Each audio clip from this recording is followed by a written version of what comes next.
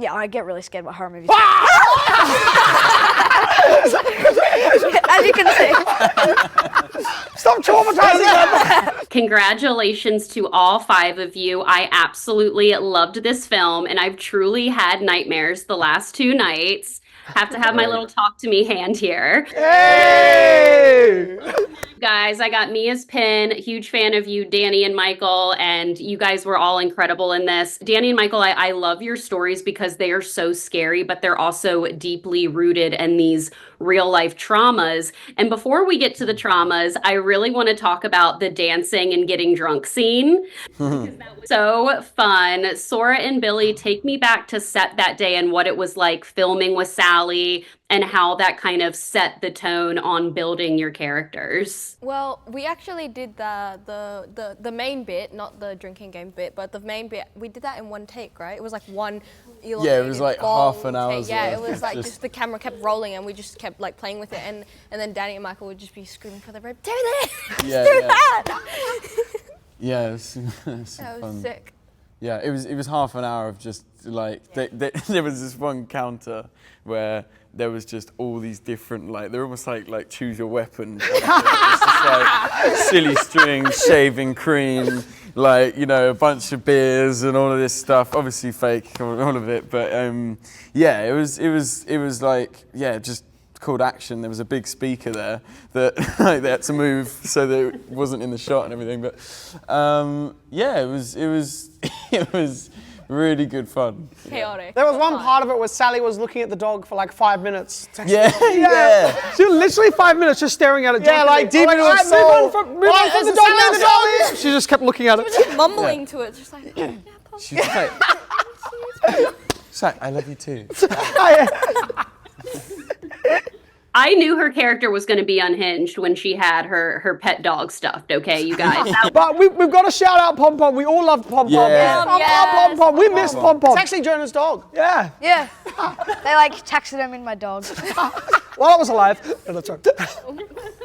I thought one of the most disturbing scenes I was ever going to see was in Talk to Me when Riley bashes his face in, until I saw poor little Ollie chomping on the kitchen counter here. That scene literally took me out. Jonah, take me back to set that day, and what were you kind of chomping on? How many times did you have to redo that scene? What was your makeup process like? Because it looked amazing and you killed it. Oh, well, thank you. So what it was that kitchen table, but it was like softer wood and slightly hollowed out underneath. So I got the right chomp, but it was yum. I liked it.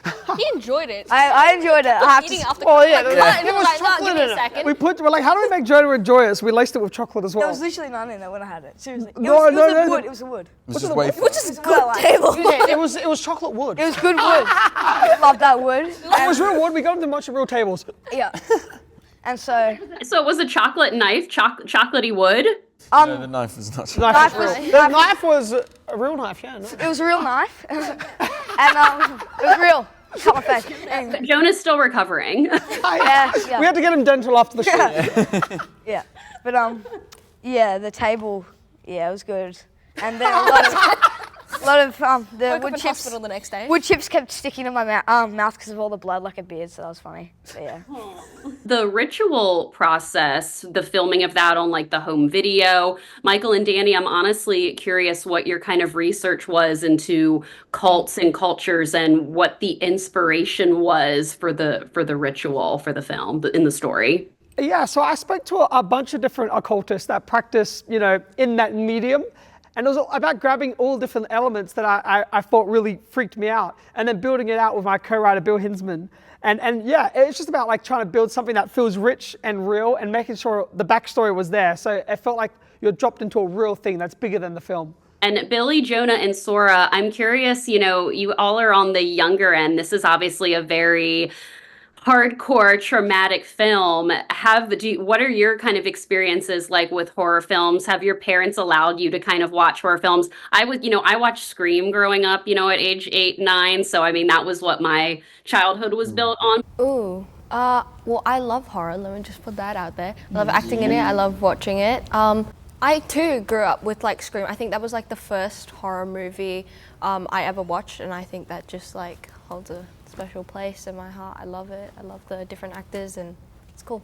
There was never really any shielding from, you know, like movies I shouldn't have been watching at a young age. But I think that's because my parents are so like in love with movies as well that they couldn't wait until I was older. They needed to show me.